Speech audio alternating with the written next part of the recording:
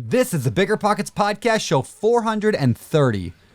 You're listening to BiggerPockets Radio, simplifying real estate for investors large and small. If you're here looking to learn about real estate investing without all the hype, you're in the right place. Stay tuned and be sure to join the millions of others who have benefited from BiggerPockets.com, your home for real estate investing online. What's going on, everyone? It's Brendan Turner, host of the BiggerPockets Podcast, here with a special show. That's right, with David Green here in the Sea Shed. What's up, David?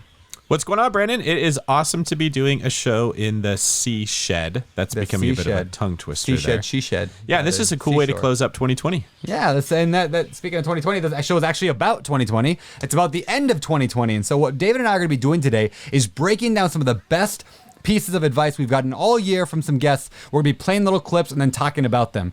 It should be a lot of fun. But before we get to that, let's get to today's quick tip. Today's quick tip.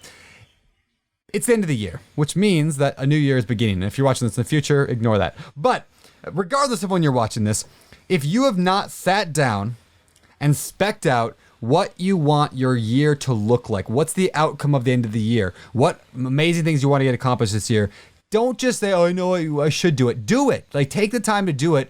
Maybe today, maybe tomorrow. And if you can, go out for a weekend. Take your spouse out. Do it together with your spouse. It'll be game-changing. Get you guys lined up together. And you will never regret those moments. Anything you want to add on that? I have never regretted any time I did something intentionally. The best friends I picked, I intentionally chose them. The best businesses I started, I intentionally chose it. Everything that I didn't like about my life, I fell into because it was easy. So it's safe to reason that if you plan out your year and you intentionally pursue it, you're going to have a much better year. That makes a lot of sense. Yeah, it definitely makes a lot of sense. So let's get on with today's show. Again, today we're talking about a recap of 2020, some of the best moments, some of the best clips. So we're going to just start here right at the beginning. It's a very good place to start. Palak Shah, we had on the show back on, show 368 of the podcast. Former corporate executive, made good income, wasn't satisfied with the lack of freedom. If you remember that episode, we talked a little bit about risk-taking muscle in that show. But here's the clip we're going to play. Cue the tape. One of the big things as a 9-to-5er is you get so used to this cushy lifestyle where there's like a paycheck coming in. You know, you go to work at a certain time, you come back at a certain time, and then you get a certain amount of money every month. And there is very little, unpredictability, although you could get laid off any minute. But, you know, you just get used to this lifestyle, and it's really hard to become a risk taker. Being that way for years and years, it kind of conditions you to just be used to like these little vacations. Like I get 2 weeks at this time and I get 1 week at this time. And it's really hard to do that. But what I learned, you know, risk is like taking risks. I always assumed actually that people are born with these abilities, but that's a skill that can be developed. And I probably read it somewhere, I don't know, but I call it like flexing my risk-taking muscle. And in the beginning, I had to learn to be comfortable taking risks and assigning numbers to it so that I got more and more comfortable. And then in the last few years, I have understood that it's a skill set. You can develop it. Yeah. Okay. So the idea of, it's really easy to accept the life that we're given, right? It's really easy to say, hey, this is where I've been, this is what I have. And the majority of the world does that. They don't think, how do I expand out that? My question for you, David, is why do you think that is? And what's the first step in getting outside that? I think that risk inherently sounds negative. First off, we're conditioned to look at, when you say risk, what you're talking about is what you can lose. So it feels expensive. There's a price to pay to take risk. And I think what Palak here is pointing out is that certainty is sometimes more expensive than risk. That you being locked in that job and having comfort, making your $80K a year with your 2 weeks of paid vacation and no risk, actually comes like with, in some cases, a prison. That makes sense. So it's expensive to go for certainty. Your ceiling comes down pretty low. It's not like you have limitless ability to move forward. You have to be at a certain location at a time. There's maybe things you want to do and that company isn't offering you that opportunity. So the first step I would say is understand that while risk is going to cost you something, certainty almost always costs more. If you look at the highest paying jobs, they're commission based. Why is that? Because there's risk with it. If you don't work, money's not just coming your way. It's easy to fall into that. I'm a house cat. Someone's bringing me my tuna. Okay. But a lion loves the hunt. If you want to feel like a lion all the time, you have to accept that there's going to be some risk. But I continually remind myself that certainty is actually more expensive than risk. So I don't just focus on the negative elements of risk. You know, this is one of the reasons I really like house hacking as well, because house hacking is a low risk way to get into your first deal. It's building up that risk muscle, that muscle that it's a little scary. It is scary. It's not easy necessarily to go buy out your first property, buy that duplex, live in half of it. But you can do it. Partnerships are another way. They're a fairly low risk way to do it. If you're like, even if you got 1% of somebody's deal, but you got to help out with every single aspect, it's a very low risk way to get that muscle going up. So if people are struggling with that right now, think about that. What is the smallest, like lowest risk way you can still take some risk? Oh, that's brilliant. Yeah, you got to get comfortable with it's like surfing, right? You don't need to go out there on a 40-foot wave when you're learning, but you do need to get into the water and get wet and feel what surfing feels like. So we start with smaller waves, but once you've got that down, now you naturally want to progress. Yeah, that's totally true. All right, moving on to the next clip of the day. And this, by the way, is Justin Stamper, who's a good buddy of ours here on the show.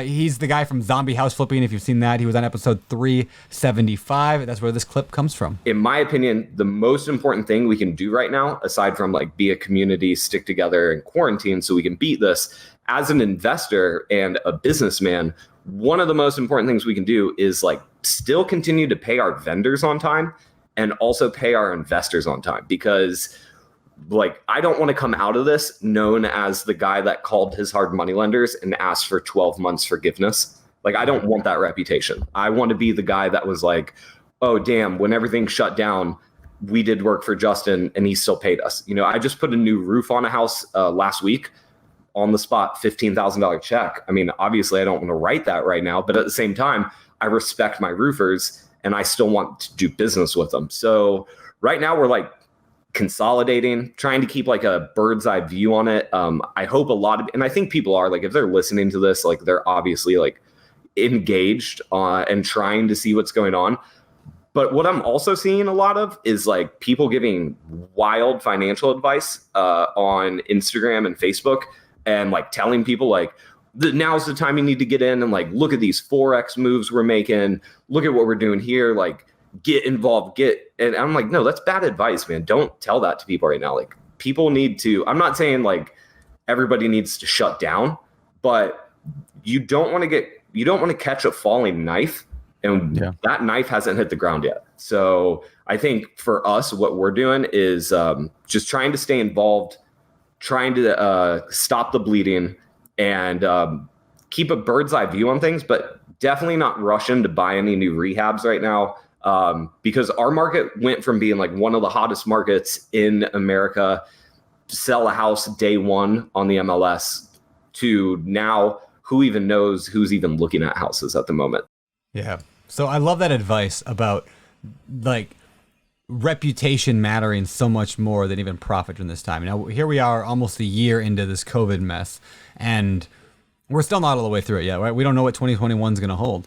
But I think that principle still applies, is that the integrity that you handle problems, it's like the fire, you know, like you're refined by the fire. The integrity at which you handle it is going to help you the next 5, 10, 15, 20 years of your business. And I think that this year, I said this on the BiggerPockets Business Podcast that just came out, or I think it's either coming out now or just came out. But it's like, this is a refining year for real estate investors and for business owners. It refined who had the right systems, who had the right processes in place, who had the right integrity, and those people who didn't are going to struggle. One of my favorite quotes is that when the tide goes out, you find out who's been swimming naked. Yeah. And the last 10 years or so, we've just seen the economy increases. You can make bad decisions and you're okay because the tide just keeps going up. And when something like this happens and it shakes, the tide will go down. Yeah. And where I'm getting at with that is your reputation doesn't seem like it matters as much when the environment is so conducive, the wind's always at your back. What's that? Are you saying like when people are all panicking and crazy, like it doesn't matter about your No, that's when it does matter. okay, We've gotten away from that because it was so easy that your reputation didn't matter. And then once you see that little bump in the road, now it exposes if you're running a good business, if you're a man of your word or a woman of your word, if you have sound principles. So don't get lulled into that false sense of security of a rising tide being all that matters, because at some point it is going to change, and how your reputation and how you manage your business will become very important. Yeah. What do you think about his advice about not trying to catch a falling knife? How do we balance that with at the same time saying we want to keep growing our portfolios even in bad times, good times, we want to do whatever? Like, how do you balance that, and how have you balanced that, and how do you continue? Because we don't know if the knife is completely fallen yet, right? It may not fall more. But if you always took the viewpoint of, well, there's risk, so I'm not going to do it, you'd never do anything. You never do anything. So how do you balance that? I think that analogy of you never want to catch a falling knife typically comes from a stock market perspective where prices are dropping and the only way you make money is buying low and selling high. Mm-hmm. So when I think the knife could be falling, I don't look at it like, well, I want to wait till the knife goes all the way down, because we don't bet on appreciation to make money in real estate. You shift your strategy and you start buying properties where even if the value kept coming down, the profitability or the cash flow of the property would be good, or over a 10, 15, 20 year window. Like, I caught a falling knife when I bought my first house in 2009. I bought it for $195. It had originally sold at $565. It dropped down to about $180. I could have paid $180 a couple months later. I didn't hit the bottom. Does it matter to me now that it's worth $475,000 again? So, but taking that big picture approach is a really big way. And then I just don't like investing in any asset where there's only one way that I win. It's why I don't get into Forex trading, and I don't make these like quick and easy, fast deals where I just got to buy low, sell high. That's my only option. What we like to do when we're investing is several layers of strategy that will be profitable for that deal. Yeah. What's your thoughts on Bitcoin right now? I think that people are going to like Bitcoin because I think that we're, in a sense, kind of ruining our currency by just printing more and more and more of it. That's one of the reasons that COVID didn't shut down the economy like a lot of people expected. They just didn't factor in the fact that the government could just keep pumping stimulus in. Like, it probably should have went down and it didn't. So I think that, I don't know about Bitcoin itself, and I don't want to claim to be an expert in cryptocurrency, but I think things like cryptocurrency, maybe like baseball cards, other things that you might not have considered will gain value as we debase our own currency. Yeah, I don't think you're wrong. I'm thinking I might just like take 10 or 15 grand, which, to put it in perspective, like I have a lot of money. Like, I'm not like, Bill Gates here, but like it's not like life-changing money. So I'm not telling people what I'm trying to say. It's not really a risk for you. Yeah, I'm not saying go out and take your life savings and go buy Bitcoin, but I might take a small piece of my portfolio, a small piece of my disposable income, and put that into like Bitcoin, and I might put into a few other things as well as I don't know, like gold, for example, as potentially as a it may hedge? go to zero. What? As a hedge? Maybe as a hedge, but also more of as a long gamble. Okay. Like, if Bitcoin goes to 1,000x of what it's worth today, I'll be like, well, I'm glad I did that. I made $1 million or whatever. But in reality, I don't think it's gonna, and I may lose all of it. But if I do that across 2, 3, 4 different, somewhat crazy speculative investments, and it's only a very small portion of my portfolio. Right. I think that might be a fun way to. I'm a diversify within your like basket kind of guy. Like, I'm not like put 10% of your money in stocks, 10 in real estate, 10 in cars, 10 in gold. I'm not that guy. I'm all real estate. But if I want to do 1% of my income in something else for the fact that it may shoot up, I may do it. What I don't like is that Bitcoin is at the very highest it's ever been right now. Again, this show's coming out a few weeks after we're recording this, or a week after, I think. So maybe it dropped again, but it's doing crazy good. That always makes me scared. It's the whole taxi cab philosophy, right? Is when your taxi cab driver says to invest in something, that's when you should get out of it. Well, it's so confusing because on one hand you hear don't catch a falling knife, and on the other hand you hear don't buy something when it's at its peak. The knife's really high. Yeah. So what do you do? Yeah, it's you invest for sound principles. There you go. That's or you'll drive yourself crazy trying to predict things you can't. You'll drive yourself completely nuts. All right, so for our next clip, we actually asked in episode 376, we went and talked to 12 real estate just rock stars, people who are really good with finance and real estate, asked them their advice on what they should be doing during a recession or during hard, difficult times. And we're going to pull out one little clip here from our friend David Osborne. David Osborne is a guy we've had on the show a couple times, New York Times bestselling author of Wealth Can't Wait. He co-wrote Bidding to Buy that we came out with here at BiggerPockets recently. And here's what David Osborne said that I think is just so good. write yourself a 10-year vision. Right at the top of the page is 2030. My last 10 years have been amazing. My wife and I are getting on better than ever. My health and fitness is incredible. Kids are all doing amazing. My daughter's in college, whatever. Then get into business. You say 10 years ago today, we had this crisis, this coronavirus. The entire economy came to a halt. And I'm so proud of the way I led and the character I developed and the man I became through that time period. I made great decisions. I cut overhead quickly. I preserved cash. And then I took full advantage of the recovery. And because it was such a deep, sharp crash, the recovery was long and lasting, and there was a lot of money to be made. And that's what really made my fortune and helped me get to a whole new level. Yeah. So David is basically saying here, of course, like, keep an eye on the long-term perspective. I mean, it's really easy to get caught up in like, what am I doing right now? What's happening right now? And honestly, as we go into 2021, we don't know what's going to happen. In 2020, nobody could predict what happened here.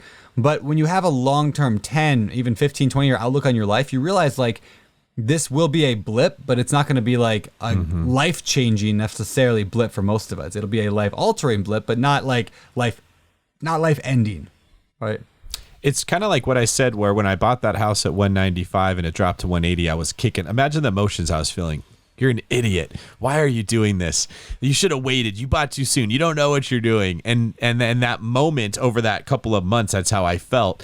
And I was thinking I should never buy real estate. Same thing happened on that very first deal where my tenant took advantage of me. We documented that in the BiggerPockets podcast. I think 169, I went over that. I thought I sucked at being a landlord. I did suck at being a landlord. It felt like a terrible decision. Looking back, I have a house I bought at 195. It is now worth about 475 and it's cash flowing over $1,000 a month. That was not a bad decision. Yeah. Almost everything that I look at from a overall perspective, a longer term, it feels so much different than it did when I was in the moment. Think about a house, the first house you bought, what the escrow process was like. Yeah. Do you ever even think about it once now? No, but in that moment, it's so big. So what I say is zoom out. What I love about Dave's advice is he's talking about creating a vision that you can set your sights on and focus on that. And it creates the emotions like you just said. I became a much better person. I have a great relationship with my wife. I'm in really good health. So he has a setback about his health. He gets injured. He can't run. Maybe he gains a little bit of weight. In the moment, it's easy to feel bad. But when you're constantly looking at the big picture and you're like, hey, I can bounce back from this. That was a 3-month period out of a 10-year chunk of time. That meant nothing. You stay in a healthier emotional state that keeps you excited and optimistic about moving forward. Yeah, that's totally true. Yeah, I love that idea. I mean, you know me, like we talk about the vivid vision all the time. There's a book by Cameron Herold, who I think is coming on the show in a few weeks, which is pretty cool. But yeah, we talk a lot about this vivid vision, about like, where do you want your life to be? Like if you're an artist and you have a paintbrush, what do you want to paint? Go and paint it. And that's exactly what David Osborne is saying here. So I think it's helped clarify for me a lot of things this year, having that vision. You know, because I had this clear vision, like I think I was able to navigate 2020 better. And so my advice for everyone listening right now is if you don't have that, create that vision. Do exactly what David just said. You sold me on it. I never was a proponent of that. I was much more tactical. Yeah. Now I'm seeing, after I'm seeing the changes in your own life, that this is something I absolutely have to do. And while I'm in Hawaii, I'm working on that. That's awesome, man. That's awesome.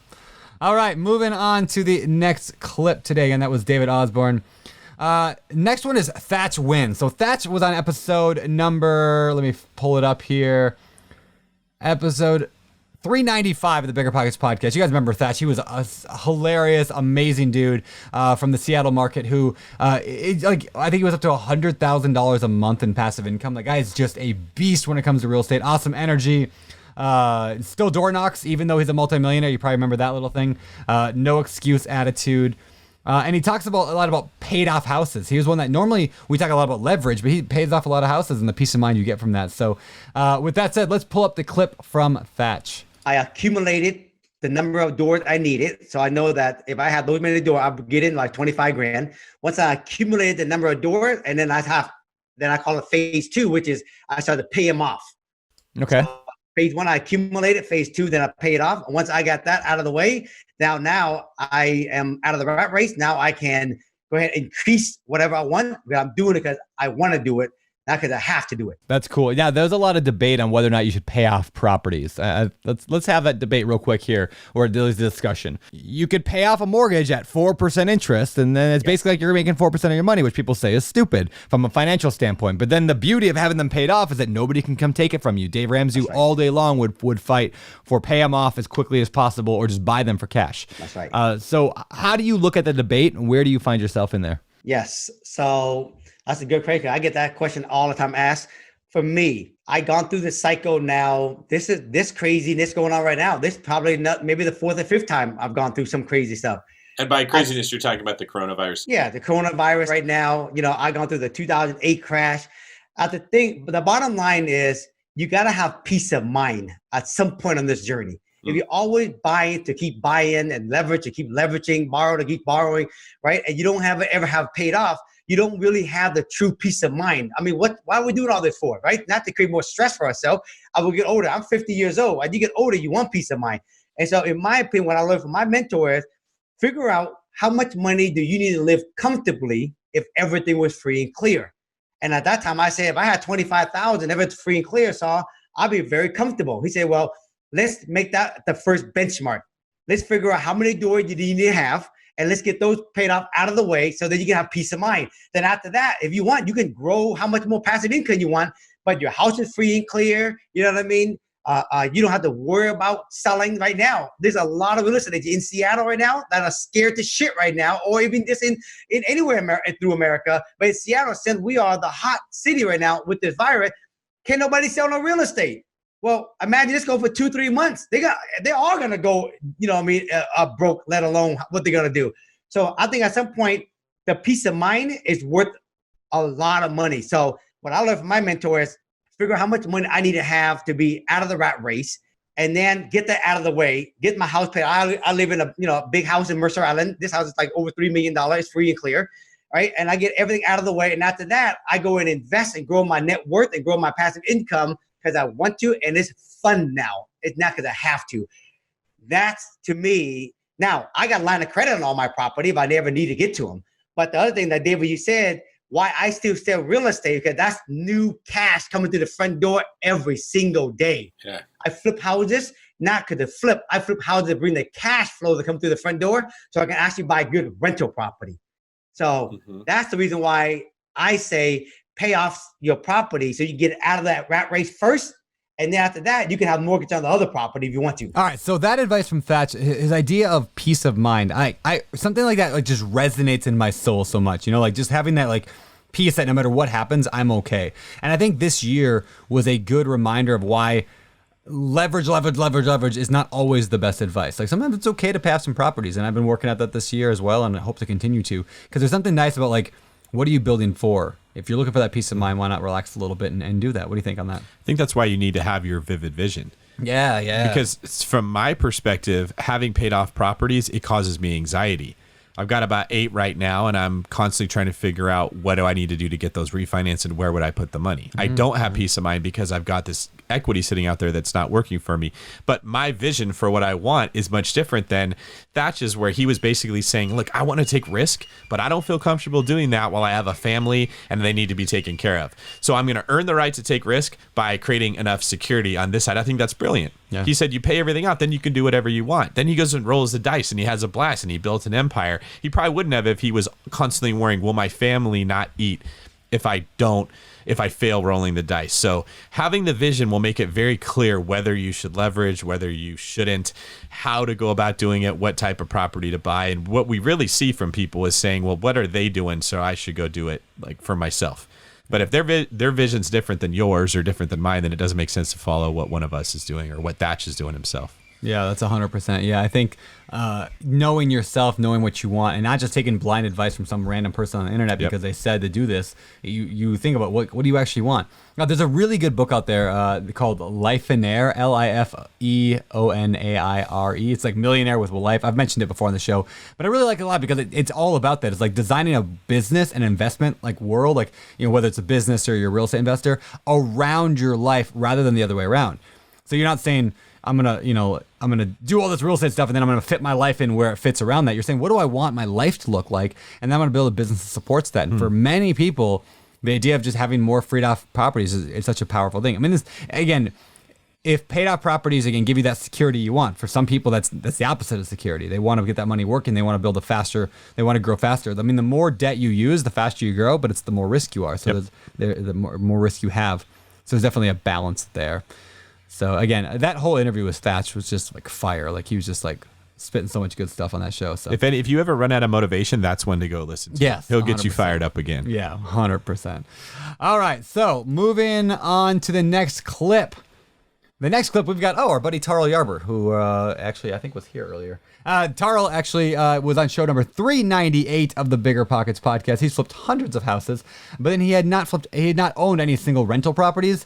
He had a big business, tons of stress, wasn't too happy. So he changed his business around when he realized something. So we're gonna he actually learned from Thach, the guy we just had on the show a second ago. He learned from him, and so he's going to share a little bit of that right now. And even though we did more deals, more production in 2017 than we did in 2016, I made the same amount of money on both years.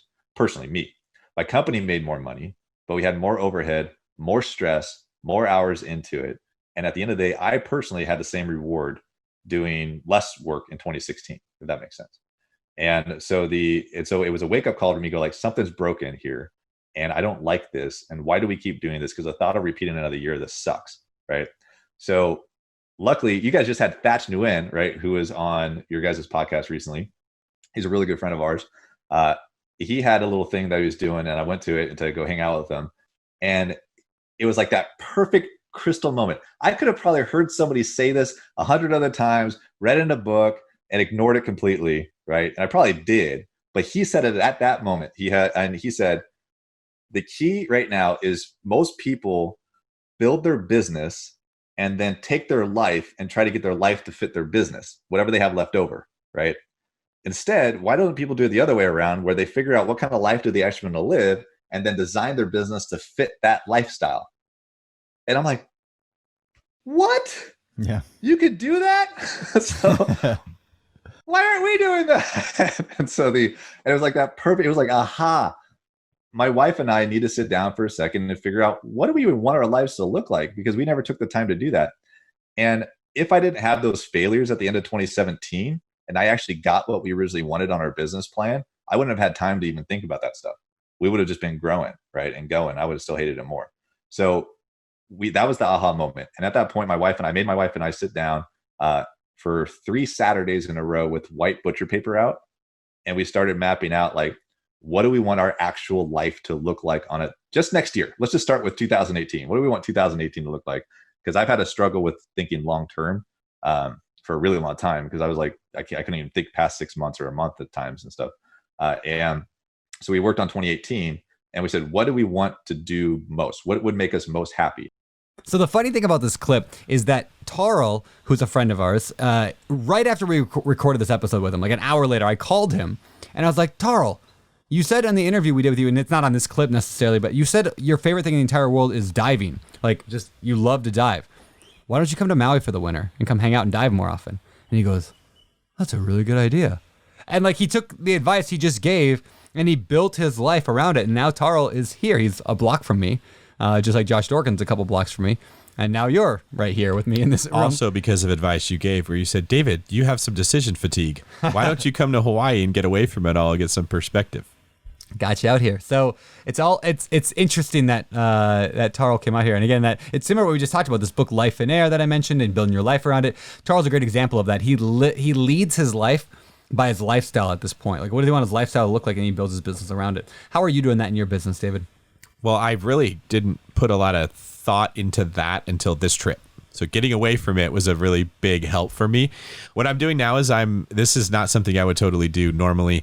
I'm looking at creating having the whole team make vision boards. Oh, nice. Right? Writing out, these are the things that I like. Being here in Hawaii, looking at condos, maybe we'll do a show where I'm talking about like what the experience has been like coming out here to buy property, has helped me to realize I want a couple of these, and then I want to get a property more like yours. So that's where I want to go. What would I need to do so that my California businesses are still operating profitably and successfully if I'm out here more often? Now my mind's constantly looking at, what do I need? What do I have to change? What do I have to do differently? Who do I need to let fail a couple times to let them grow? All this stuff that I was probably before this thinking more along the lines of, I don't want to go through that. That sounds too painful. Well, now that pain doesn't seem so bad if it means that I get to be in Hawaii more often. So I mean, you're a man of influence. I'll tell you that. Man of influence. I don't know what that means, but yeah. Good stuff. Like it's good. How do you think this stuff applies to people who are just getting started? There's a tendency of people who are super successful, Tarl, Thach, you or I, that we've got a lot of real estate, a lot of cash flow coming in. How do you do this when you're just getting started? Well, I think a lot of people already have it. That's why they're listening to you and I on the podcast. They know that they want something different than where they are, but they don't know what that needs to look like. When I first joined GoBundance, this came up a lot. Dave Osborne was constantly saying, well, what kind of life do you want? What are your goals? Everything was about goal achieving. I'm like, I don't know what goals I have. I just taken the most of what I got and trying to work with that. I didn't have a plan of where I wanted to go. So I was very confused. It took me several years to get to even this point. It's okay to take time worrying about that and thinking about it. It's a complicated process. You got to figure out, what do you enjoy doing? What feels light to you? What's your superpower? What are the things that are currently draining you? It is a process to identify those types of things and label them out. So I think that the 90-day intention journal is a really great place to get started, because you're going to write out your thoughts and what you want your life to look like. I think journaling and saying what you liked about your day is really helpful, because you can start to analyze, well, this was awesome, this wasn't, I need more of that, and let it happen like naturally. It's going to be, you have to be purposeful about it, but give it some time to play out. And then once you identify, this is something I don't want, be really intentional about getting it out of your life, replacing it with something else. And I think it is a journey. It is not a one stop, hey, I made a decision and it's all better. Let that go. That's hurting a lot of people. That's holding you back. If you think, well, what's the one move I got to make to get that property under contract or to change my life? It's a series of steps, and it's a muscle that you have to build. But I would say for the new people, like when I was new, I didn't even know what I wanted my life to look like. Yeah. I just knew I didn't want to have to go back to being a cop. I didn't know what I wanted to do instead. It was a scarcity mindset, and that's changed from spending more time with you. Oh, that's cool, man. I will add this one thing. It's easy when people listen to like stuff like what Tarl just said, be like, well, I want to dive every day and hang out in Hawaii. And there's the phrase that we've been using a lot lately, and it's have you earned the right to be able to do diving every day, right? Have you earned the right to be able to go move to Hawaii? And for many people, you have already, and if you have, you need to start thinking that way. If you have not, it doesn't mean you can't start thinking that way of like, what do you want? You just may not have that yet. Like right now, Tarl was able to go, diving in Hawaii for the winter sounds fun. So Tarl came out here. It's awesome. And we hang out like almost every day now. But he had built up a business over the last 5 or 10 years to be able to do that. So you might be listening to this in a different spot. Still have the vision. Start thinking, what do you want? What looks great? And then build your business. Start working toward that point. So again, I want people to miss the point here, just thinking, oh, you got like once you get rich, you can do whatever you want. No, you should start working toward that right now. Start with the end in mind. With that said, let's move on to the next clip. Oh, and this clip is with actually my performance coach, Mr. Jason Drees, from episode 403 of the podcast, one very popular episode of our show, one of our first weekend mindset shows. And he really pinpoints like the number one mistake that people make when they're set out to accomplish something. It's like a really simple shift that can totally change everything. Let's listen now. There's 2 decision-making models, right? And these actually stem back from the Tony Robbins days. But the first decision-making model is, okay, I'm going to get a property. So it's decide, plan, commit. I'm going to decide on the target. I'm going to create a plan, and then I'm going to commit to the target. And they're getting stuck in the planning section because they're aiming for perfection. Right? So they're going decide, plan, commit. So they're never actually committing to the end target. They're trying to plan their way to a commitment. The other alternative is decide, going to get one prop, my first door, first duplex, commit. It's going to happen. Absolutely. Do I know how? I don't know. So decide, commit, figure out how. That's where people need to go. All right. So I love this point. I love this point that Jason makes today, is that so many people are what I say, they're interested in real estate. They're interested in success, but they haven't actually fully committed to it because they don't know all the pieces yet. They haven't put it all together yet, so they haven't fully committed to it, and therefore they never take the steps needed to get to the point to committing to it. But like he said, like the first step is deciding. Like, are you going to do this or not? Yes or no? Are you pursuing financial independence through real estate investing? Yes, I'm doing it. Are you committed to it? Yes, I'm committed to it. I'm doing it. Like no matter what. Come hell or high water, I'm doing it. Now let's figure out how to do it there. And it's just a different way of thinking because so many people just think, well, how do I do it first? I got to know the whole step. Have you found that true in your own life? Do you feel like you made that adjustment? Have you always been this way where you just like, decide have you been the opposite, or which model have you followed? I got very lucky when I was young that I got into basketball at a very high level. And I was athletic more than the average person, but not compared to the really good basketball players I was competing with. And I realized that my athleticism improved, my game improved from hard work. My brain made this connection between if I stick with something and put a lot of effort, magically the results I get will come up. And then I just started applying that to everything else in life. And I think everyone kind of needs that moment in their own life, what it is. Hey, I didn't get good grades and then I learned how to study and I did get good grades or whatever. Because once you catch that momentum and that feeling, it starts to become very easy to say, hey, I'm going to do this and it's okay if I suck at it. I won't suck forever. I think if you've never had that experience, you think in your own head, either I'm good at it or I'm not. Oh, I'm not good at real estate investing. I don't know anything. I shouldn't do it. But life doesn't work that way. It doesn't work that way for anything. It doesn't work that way for working out, learning a new skill, like snowboarding. There's no one that goes out there and crushes it snowboarding or surfing on their first time. There may be people that pick it up faster than others, but a lot of that is like, well, what other things in your life did you do and learn? And the synapses in your brain were sort of connected. So I think that's a big problem is if you haven't had something to build on in your past, that this can feel daunting and you think you're doing it wrong. And another point that they made that I really liked is the idea of perfection getting in the way. That's huge. And as a performance coach, I know Jason sees this all the time. I struggle with this. I'm looking at houses right now, a new place for me to go buy. I'm going to house hack in the Bay Area. They're very expensive houses. It's around $1.5 million. So it's a pretty big decision. And it's easy to get sucked into, well, what's the perfect house? What's the very best one? And if I finally find the very best house, then the next question is, well, what if I wait? Will a better one come out? And you never get out of that. What I now do, instead of thinking what's perfect, is I say, well, is it better than where I am right now? Yep. Then move forward. If I find a better house after this one, I'll buy it next year. That's such a healthier way to think. Instead of, am I in perfect shape to go work out? No, but would it be better if I worked out than if I didn't work out? And if we all sort of adjust our expectations with, is this better than where I am? Can I move the ball forward? As opposed to, can I get a touchdown on one play? Progress starts to become a lot easier. I love that analogy of like moving balls down the field, right? Like if you're playing football, every play doesn't have to be a Hail Mary. Like just continually drive that forward. And I think that's a big piece of commitment is like I was like kind of 2019 or 2018, 2017 was like, pretty satisfied with my real estate. I had a big portfolio, almost 100 units. And I'm like, well, what do I do next? And I'm not really sure. And I was doing the podcast. I wrote a book and it was good. But I was trying to make a plan on what I was going to do next before I was going into the like commitment phase or even decision phase. So I literally was like one day I was just like, you know what? I'm doing mobile home parks. Actually, I think I was with you that day. I think we were at a Go Abundance thing. I was like, I'm doing mobile home parks. That's what I'm doing.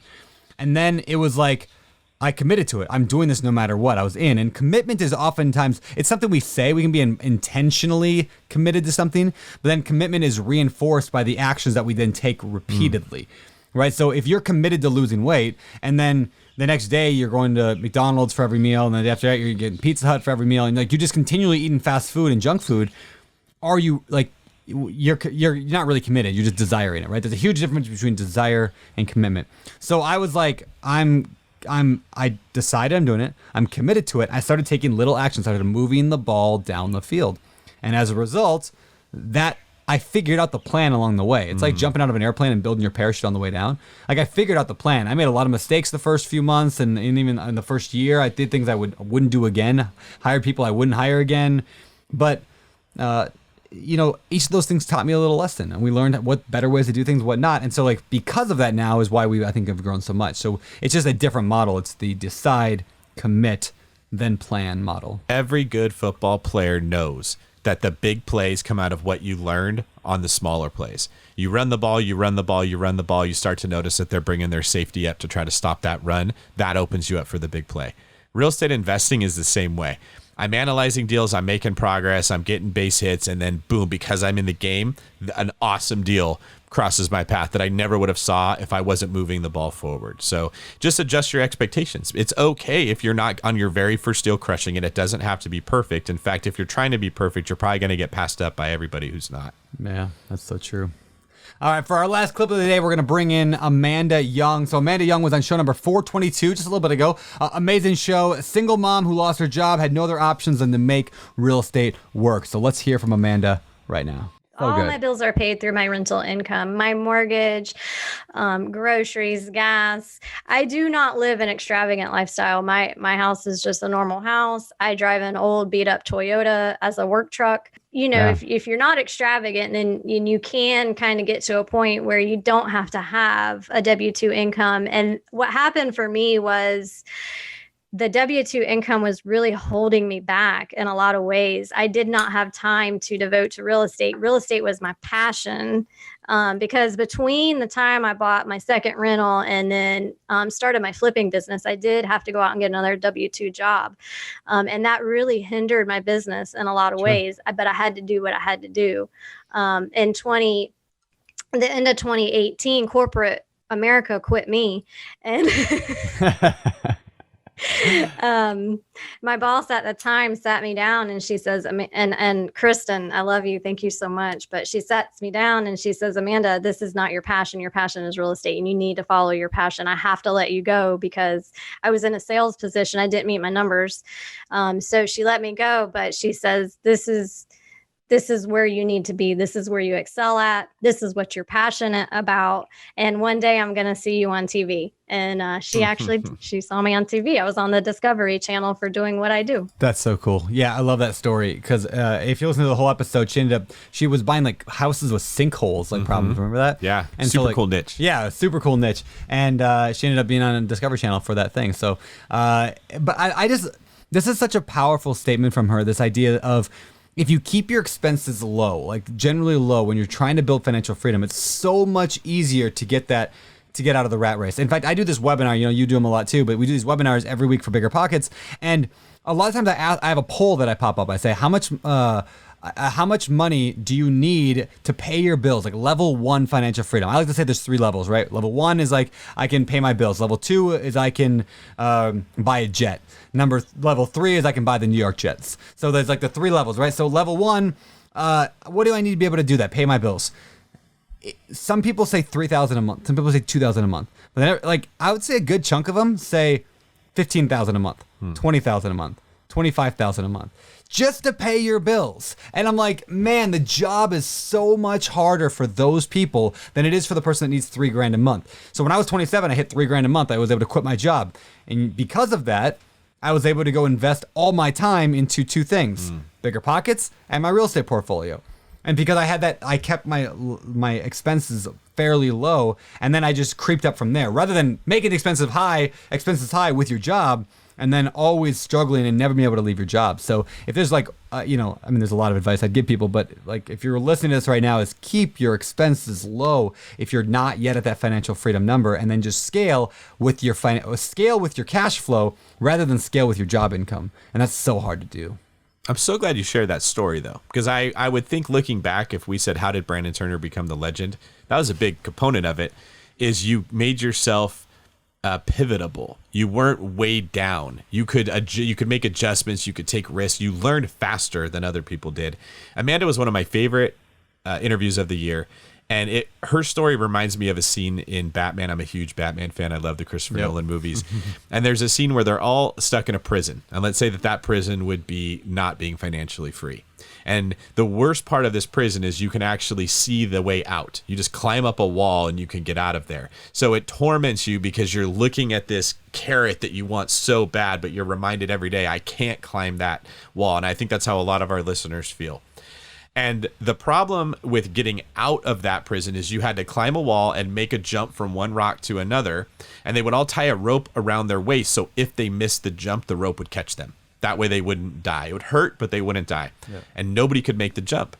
And Batman, who was stuck in there, talked to an old man who told him about the one person that made the jump. And the secret was they didn't use the rope. The rope was actually weighing them down. What you thought was keeping you safe was preventing you from achieving your goal. So in order to escape, what he does is he takes that leap of faith. He gets rid of the rope. He makes the jump. He catches the rock, and he climbs out of the prison. That W-2 job, that security, for many people is their rope.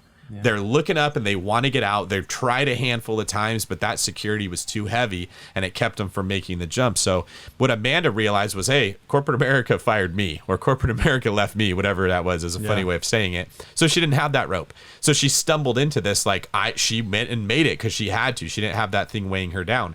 You stumbled into being financially free because you had very low expenses. I don't think your plan was, I'm going to be a multimillionaire. You just knew, hey, it would be smarter to not have expenses. So this is really about sharing how those people made it out of that prison so that more people can follow. Yeah, and one piece of just tangible advice in there. I wrote this in the book, How to Invest in Real Estate, but I'll repeat it here. Our income is oftentimes like this creature. In fact, there's the movie Fantastic Beasts and Where to Find Them. It's the Harry Potter spinoff.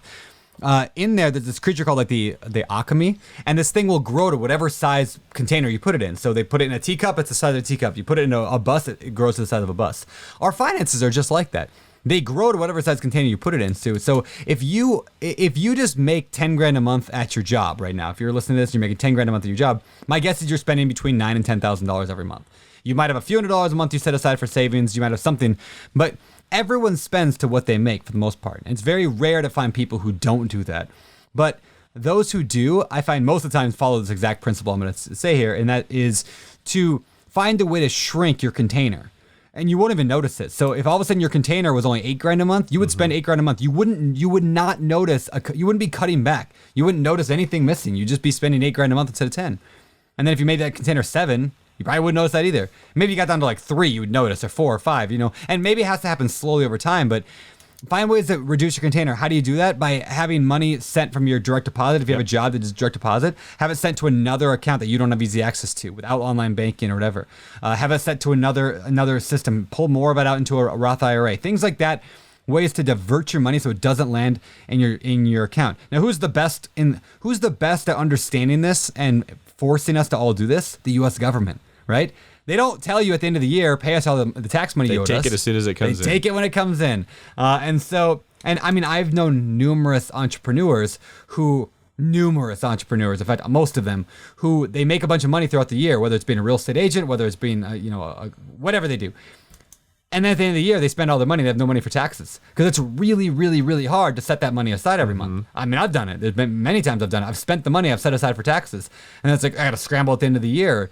And so the government knows to take it away. So it's taking the same power, the IRS power, and putting it in your own hands. And so that's just a good way to be able to limit that. So you limit how much you're spending now so you can spend as much as you want later. It's just sacrifice. It's what investing is all about. Lots of episodes to go back and listen to.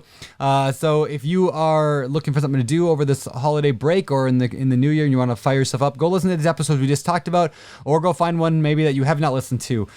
David, what comes to mind for you if you had to pick one of your favorite episodes of the year? I know I'm putting you on the spot here and we're not looking at the whole list, but anything come to mind as like, oh yeah, that was a really cool episode? Amanda Young's, the one we just heard, was really, really good. Ben Hardy and Dan Sullivan. Yeah, both those were awesome. Those were both really, really good. All right, I'm going to pull this up actually right now because I want to know some of these. Kind of just scrolling through here, some of the ones. I mean, there were so many good ones. Greg Gade, he was my partner out here in Maui. He is awesome, and he had a great story. I love that episode. I mean, every one of these is awesome. AJ Osborne was amazing. Rick Jarman was awesome. Yeah. So yeah, Rick Jarman episode number, I'm not even sure what number this is, but it came out on July 29th. He actually passed away just recently.